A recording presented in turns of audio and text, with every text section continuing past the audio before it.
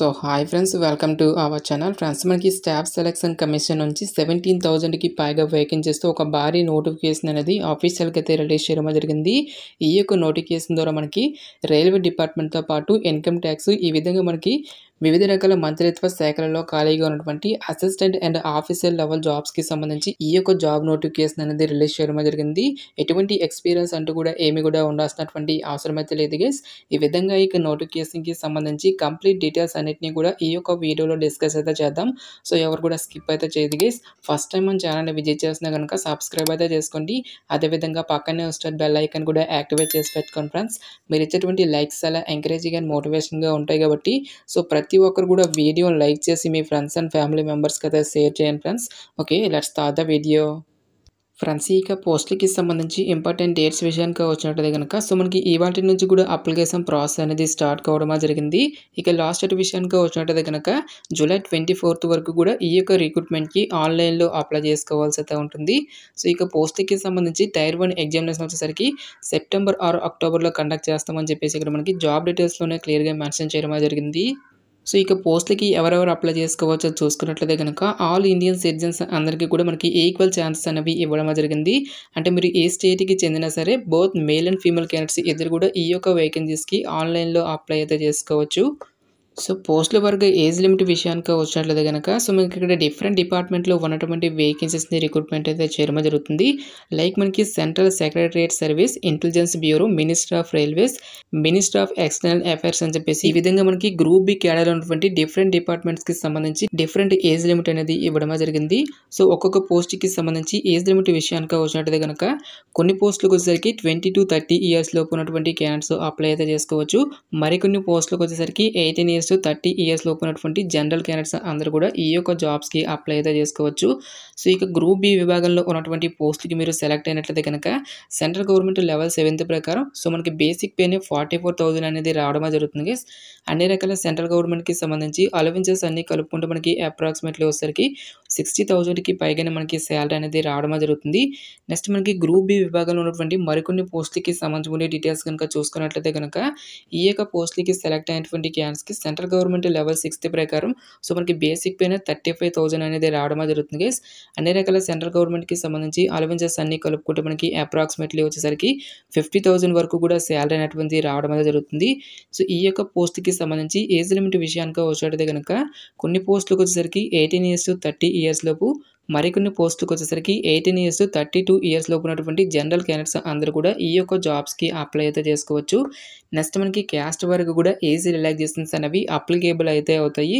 OBC candidates అయితే కనుక 3 years, SC ST candidates అయితే కనుక 5 years పాటు కూడా అప్పర్ ఏజ్ రిలాక్సేషన్ అనేది ఇవ్వడం జరిగింది. నెక్స్ట్ మనకి గ్రూప్ సి క్యాడర్లో ఉన్నటువంటి పోస్ట్కి సంబంధించిన డీటెయిల్స్ కనుక చూసుకున్నట్లయితే కనుక ఈ యొక్క గ్రూప్ సి పోస్టులు అన్నిటికీ కూడా మనకి మినిమం ఏజ్ వచ్చేసరికి 18 years అయితే కంప్లీట్ అయి ఉండాలి. జనరల్ అభ్యర్థులు అయితే కనుక 27 years వరకు కూడా అప్లై అయితే చేసుకోవచ్చు. ఓబీసీ క్యాండిడేట్స్ అయితే కనుక 30 years వరకు, ఎస్సీ ఎస్టీ క్యాండిడేట్స్ అయితే కనుక 32 years వరకు కూడా అప్లై చేసుకోవడానికి ఛాన్స్ అనేది కల్పిస్తూ ఉన్నారు. ఈ యొక్క గ్రూప్ సి పోస్టులకి సెలెక్ట్ అయినటువంటి క్యాండిడేట్స్కి సెంట్రల్ గవర్నమెంట్ లెవెల్ 5th ప్రకారం సో మనకి బేసిక్ పేనే 29,000 అనేది రావడం జరుగుతుంది. అన్ని రకాల సెంట్రల్ గవర్నమెంట్కి సంబంధించి అలవెన్సెస్ అన్ని కలుపుకుంటే మనకి అప్రాక్సిమేట్లీ వచ్చేసరికి 40,000కి పైగానే మనకి శాలరీ అనేది రావడం జరుగుతుంది. ఈ విధంగా మనకి ఏ డిపార్ట్మెంట్కి ఏ పోస్టులు అనేవి వస్తాయని చెప్పేసి ఆ కంప్లీట్ డీటెయిల్స్ అన్నిటిని కూడా మనకి ఇక్కడ నోటిఫికేషన్లో క్లియర్గా మెన్షన్ చేయడం జరిగింది. నెక్స్ట్ ఈ యొక్క పోస్టులకి సంబంధించి అప్లికేషన్ ప్రాసెస్ విషయానికి వచ్చినట్లయితే కనుక ఓన్లీ ఆన్లైన్లోనే అప్లై చేసుకోవాల్సి అయితే ఉంటుంది.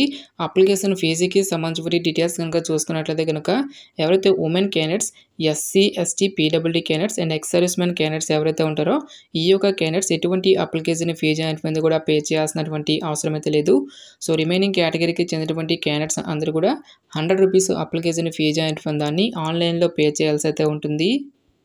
సో పోస్టుల వరకు ఎడ్యుకేషనల్ క్వాలిఫికేషన్ కనుక చూసుకున్నట్లయితే కనుక August 1, 2024 నాటికి నోటిఫికేషన్లో మెన్షన్ చేసేటువంటి ఈ యొక్క పర్టికులర్ క్వాలిఫికేషన్ అనేది మీరు కలిగి ఉండాల్సి అయితే ఉంటుంది. సో ఇక్కడ మనకి జూనియర్ స్టాటిస్టికల్ ఆఫీసర్ అనేటువంటి పోస్ట్కి సంబంధించి ఎడ్యుకేషనల్ క్వాలిఫికేషన్ కనుక చూసుకున్నట్లయితే కనుక మినిమం 60% ఆఫ్ మార్క్స్తో సో మరి ఏదైనా ఒక విభాగంలో బ్యాచిలర్స్ డిగ్రీ అనేది కంప్లీట్ చేస్తే సరిపోతుంది. ఈ యొక్క వేకెన్సీస్కి అప్లై అయితే చేసుకోవచ్చు. ఎటువంటి ఎక్స్పీరియన్స్ అంటూ కూడా ఏమి కూడా ఉండాల్సినటువంటి అవసరం అయితే లేదు guys. Next statistical investigator grade 2 ఉన్నటువంటి ఈ యొక్క పోస్ట్కి సంబంధించి ఎడ్యుకేషనల్ క్వాలిఫికేషన్ కనుక చూసుకున్నట్లయితే కనుక bachelors degree in any subject with statistics as one of the subjects అని చెప్పేసి మెన్షన్ చేయడం జరిగింది. సో స్టాటిస్టిక్స్ అనేది వన్ ఆఫ్ ద సబ్జెక్ట్గా ఉండి ఎవరైతే బ్యాచిలర్స్ డిగ్రీ అనేది కంప్లీట్ చేసినటువంటి క్యాండిడేట్స్ ఈ యొక్క జాబ్స్కి అప్లై చేసుకోవాల్సి అయితే ఉంటుంది. సో మీరు కంప్లీట్ చేసేటువంటి ఈ యొక్క 3 ఇయర్స్లో కానీ లేదంటే 6 సెమిస్టర్స్లలో స్టాటిస్టిక్స్ అనేది వన్ ఆఫ్ ద సబ్జెక్ట్గా ఉండి బ్యాచిలర్స్ డిగ్రీ అనేది కంప్లీట్ చేసినటువంటి క్యాండిడేట్స్ కూడా ఈ యొక్క జాబ్స్కి అప్లై అయితే చేసుకోవచ్చు. నెక్స్ట్ మనకి research assistant in national human rights commission విభాగంలో ఉన్నటువంటి పోస్టులు వచ్చేసరికి bachelor's degree from recognised university అని చెప్పేసి మెన్షన్ చేయడం జరిగింది. సో మరి ఏదైనా ఒక విభాగంలో బ్యాచిలర్స్ డిగ్రీ అనేది కంప్లీట్ చేస్తే సరిపోతుంది. ఈ యొక్క వేకెన్సీస్కి అప్లై అయితే చేసుకోవచ్చు. సో మీరు బీటెక్ చేసిన, బీ ఫార్మసీ చేసిన, బీకామ్ చేసినటువంటి క్యాండిడేట్స్ కూడా ఈ యొక్క జాబ్స్కి అప్లై అయితే చేసుకోవచ్చు గైస్. సో రిమైనింగ్ కేటగిరీకి చెందినటువంటి అన్ని పోస్టులు కూడా సో మరి ఏదైనా ఒక విభాగంలో జస్ట్ మీరు బ్యాచిలర్స్ డిగ్రీ అనేది కంప్లీట్ చేస్తే సరిపోతుంది. ఈ యొక్క జాబ్స్కి అప్లై అయితే చేసుకోవచ్చు. ఎటువంటి ఎక్స్పీరియన్స్ అంటూ కూడా ఏమి కూడా ఉండాల్సినటువంటి అవసరం అయితే లేదు గైస్. నెక్స్ట్ ఇక్కడ మనకి నోట్ పాయింట్ అనేది ఇవ్వడం జరిగింది. The candidates who have appeared in there final year of the graduation can also apply అని చెప్పేసి మెన్షన్ చేయడం జరిగింది. సో ఎవరైతే ఫైనల్ ఇయర్ చదువుతున్నటువంటి క్యాండిడేట్స్కి కూడా అప్లై చేసుకోవడానికి ఛాన్స్ అనేది కల్పిస్తున్నారు. కాకపోతే మనకి ఆగస్టు 1, 2024 నాటికి మనకి కట్ ఆఫ్ డేట్గా ఇవ్వడం జరిగింది కాబట్టి సో ఈ యొక్క పర్టికులర్ డేట్ నాటికి మీకు రిజల్ట్స్ అనేవి వచ్చే విధంగా అయితే ఉండాల్సి అయితే ఉంటుంది గైస్. నెక్స్ట్ ఈ యొక్క పోస్ట్కి సంబంధించి స్కీమ్ ఆఫ్ ఎగ్జామినేషన్ అనేది ఏ విధంగా ఉంటుందని చూసుకున్నట్టయితే కనుక టోటల్గా ఇక్కడ మనకి 2 టైర్స్కి అయితే డివైడ్ అయితే చేయడం జరిగింది గైస్. టైర్ 1కి సంబంధించిన డీటెయిల్స్ కనుక చూసుకున్నట్టయితే కనుక జనరల్ ఇంటెలిజెన్స్ అండ్ రీజనింగ్ నుంచి 25 మల్టిపుల్ చాయిస్ క్వశ్చన్స్ అనేవి అడగడం జరుగుతుంది, 50 మార్క్స్. నెక్స్ట్ మనకి general awareness, quantitative aptitude, English comprehension అనేటువంటి ఈ యొక్క టాపిక్స్ నుంచి రిలేటెడ్గా మనకి క్వశ్చన్స్ అనేవి అడగడం జరుగుతుంది. ఈచ్ వన్ కరెక్ట్ ఆన్సర్కి మనకి 2 మార్క్స్ అనేవి కేటాయిస్తారు. టోటల్గా మనకి 1 అవర్ పాటు కూడా ఈ యొక్క టైర్ 1 అనేది కండక్ట్ అయితే చేయడం జరుగుతుంది guys. Only English and Hindi లాంగ్వేజ్లో మాత్రమే మనకి ఈ యొక్క క్వశ్చన్స్ అనేవి రావడం జరుగుతుంది. ఈచ్ వన్ కరెక్ట్ ఆన్సర్కి 2 మార్క్స్ అనేవి కేటాయిస్తారు. ప్రతి రాంగ్ ఆన్సర్కి కూడా మనకి 1/2 నెగిటివ్ మార్కింగ్ అనేది కూడా ఉంటుంది అని చెప్పేసి ఇక్కడ మనకి జాబ్ డీటెయిల్స్లోనే క్లియర్గా మెన్షన్ చేయడం జరిగింది. సో ఎవరైతే టైర్ 1ని క్లియర్ చేసినటువంటి క్యాండిడేట్స్కి ఫర్దర్గా మనకి టైర్ 2 ఎగ్జామినేషన్ అనేది కూడా కండక్ట్ అయితే చేయడం జరుగుతుంది. ఇక టైర్ 2 ఎగ్జామినేషన్లో వచ్చేసరికి టోటల్గా మనకి 2 సెషన్స్ అయితే కండక్ట్ అయితే చేయడం జరుగుతుంది గైస్. ఇక సెక్షన్ 1లో వచ్చేసరికి మనకి మాడ్యూల్ 1 అని చెప్పేసి మ్యాథమెటికల్ ఎబిలిటీస్ అనేటువంటి ఈ యొక్క టాపిక్ నుంచి 30 క్వశ్చన్స్, మాడ్యూల్ 2లో వచ్చేసరికి రీజనింగ్ అండ్ జనరల్ ఇంటెలిజెన్స్ అనేటువంటి ఈ యొక్క టాపిక్స్ నుంచి 30 మల్టిపుల్ చాయిస్ క్వశ్చన్స్ అనేవి అడగడం జరుగుతుంది. ఈచ్ వన్ కరెక్ట్ ఆన్సర్కి మనకి 3 మార్క్స్ అనేవి కేటాయిస్తారు గైస్. టోటల్గా మనకి 180 మార్క్స్కి అయితే ఈ యొక్క సెక్షన్ 1 అనేది కండక్ట్ అయితే చేయడం జరుగుతుంది. 1 అవర్ పాటు కూడా సెక్షన్ 1 అనేటువంటి కండక్ట్ అయితే చేయడం జరుగుతుంది గైస్. నెక్స్ట్ మనకి సెక్షన్ 2లో వచ్చేసరికి మాడ్యూల్ 1లో ఇంగ్లీష్ లాంగ్వేజ్ అండ్ కాంప్రిహెన్షన్ నుంచి మనకి 45 క్వశ్చన్స్, మాడ్యూల్ 2లో జనరల్ అవేర్నెస్ నుంచి 25 మల్టిపుల్ చాయిస్ క్వశ్చన్స్ అనేవి అడగడం జరుగుతుంది. ఈచ్ వన్ కరెక్ట్ ఆన్సర్ మనకి 3 మార్క్స్ అనేవి కేటాయిస్తారు. టోటల్గా మనకి 210 మార్క్స్కి అయితే ఈ యొక్క సెక్షన్ 2 అనేది కూడా కండక్ట్ అయితే చేయడం జరుగుతుంది. నెక్స్ట్ ఇక్కడ మనకి సెక్షన్ 3లో కనుక చూసుకున్నట్లయితే కనుక కంప్యూటర్ నాలెడ్జ్ మాడ్యూల్ అనేటువంటి ఈ యొక్క టాపిక్ నుంచి 20 మల్టిపుల్ చాయిస్ క్వశ్చన్స్ అనేవి అడగడం జరుగుతుంది. 60 మార్క్స్, 15 మినిట్స్ పాటు కూడా ఈ యొక్క టెస్ట్ అనేది ఉంటుంది గైస్. ఫైనల్గా మనకి స్కిల్ టెస్ట్ అనేది ఉంటుంది. సెక్షన్ 3లో మనకి data entry speed test module అని చెప్పేసి ఈ యొక్క టెస్ట్ అనేది ఉంటుంది గైస్. మనకి టోటల్గా 20 మినిట్స్ పాటు కూడా టెస్ట్ అనేది కండక్ట్ అయితే చేయడం జరుగుతుంది. సో ఎవరైతే స్టాటిస్టికల్ విభాగంలో ఉన్నటువంటి పోస్టులకి అప్లై చేస్తున్నట్లయితే కనుక ఈ యొక్క పోస్ట్కి వచ్చేసరికి పేపర్ 2లో స్టాటిస్టిక్స్కి రిలేటెడ్గా మనకి టోటల్గా 100 మల్టిపుల్ చాయిస్ క్వశ్చన్స్ అనేవి అడగడం జరుగుతుంది గైస్. 200 మార్క్స్, 2 అవర్స్ పాటు కూడా మనకి ఈ యొక్క టెస్ట్ అనేది కండక్ట్ అయితే చేయడం జరుగుతుంది. పేపర్ 1 అనేది మాత్రం అన్ని పోస్టులు కూడా మనకి కామన్గా అయితే ఉంటుంది గైస్. పేపర్ 2 అనేది మాత్రం మనకి జూనియర్ స్టాటిస్టికల్ ఆఫీసర్ అనేటువంటి ఈ యొక్క పోస్ట్ ఏదైతే ఉంటుందో ఈ యొక్క పోస్ట్కి మాత్రం మనకి పేపర్ 2 అనేది కూడా కండక్ట్ అయితే చేయడం జరుగుతుంది. సో ఇక్కడ మనకి సెక్షన్ 1తో పాటు సెక్షన్ 2కి నెక్స్ట్ మనకి మాడ్యూల్ 1తో పాటు మాడ్యూల్ 2కి సంబంధించిన కంప్లీట్ సిలబస్ ప్యాటర్న్ అనేటువంటి కూడా మనకి ఇక్కడ నోటిఫికేషన్ అయితే క్లియర్గా అయితే మెన్షన్ చేయడం జరిగింది గైస్. నెక్స్ట్ ఎగ్జామినేషన్ సెంటర్స్కి సంబంధించిన డీటెయిల్స్ కనుక చూసుకున్నట్లయితే కనుక ఆంధ్రప్రదేశ్ అభ్యర్థులైనట్లే కనుక చీరాల, గుంటూరు, కాకినాడ, కర్నూలు, నెల్లూరు, రాజమండ్రి, తిరుపతి, విజయనగరం, విజయవాడ, విశాఖపట్నం అనేటువంటి ఈ యొక్క లొకేషన్స్లో మనకి ఎగ్జామినేషన్స్ అనేవి కండక్ట్ అయితే చేయడం జరుగుతుంది. నెక్స్ట్ తెలంగాణ అభ్యర్థులకి సంబంధించిన డీటెయిల్స్ కనుక చూసుకున్నట్లయితే కనుక హైదరాబాద్, కరీంనగర్, వరంగల్ అనేటువంటి ఈ యొక్క లొకేషన్స్లో మనకి ఎగ్జామినేషన్స్ అనేవి కండక్ట్ అయితే చేయడం జరుగుతుంది.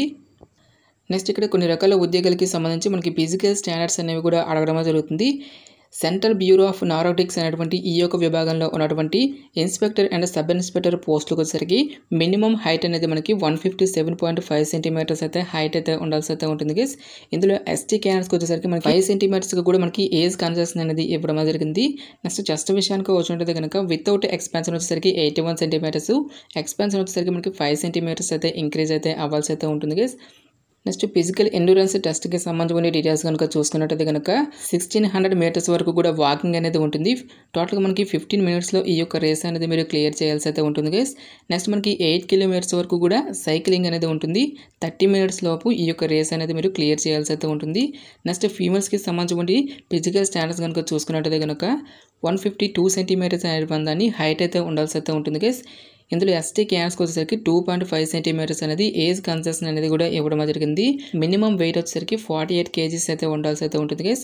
నెక్స్ట్ ఫిజికల్ ఎండ్యూరెన్స్ టెస్ట్కి సంబంధించిన డీటెయిల్స్ కనుక చూసుకున్నట్లయితే కనుక 1 కిలోమీటర్ వరకు కూడా వాకింగ్ అనేది ఉంటుంది. 20 మినిట్స్లో ఈ యొక్క రేస్ అనేది మీరు క్లియర్ చేయాల్సి అయితే ఉంటుంది గైస్.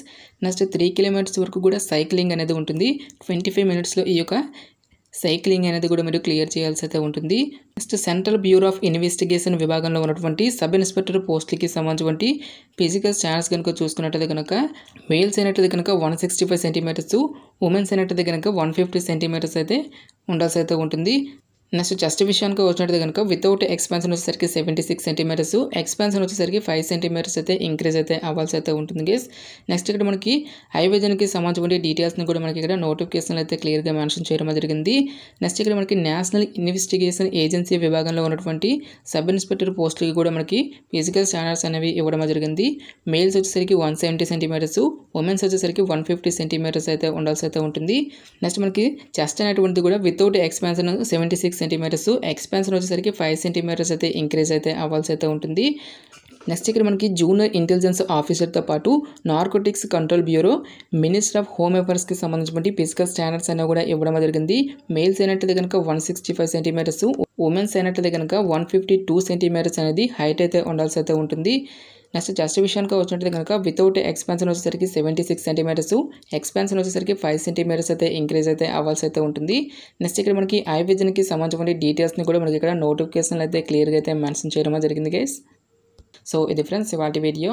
రేపు మరొక మంచి జాబ్ అప్డేట్తో మళ్ళీ మీ ముందుకు రావడం జరుగుతుంది. Thanks for watching. Have a nice day.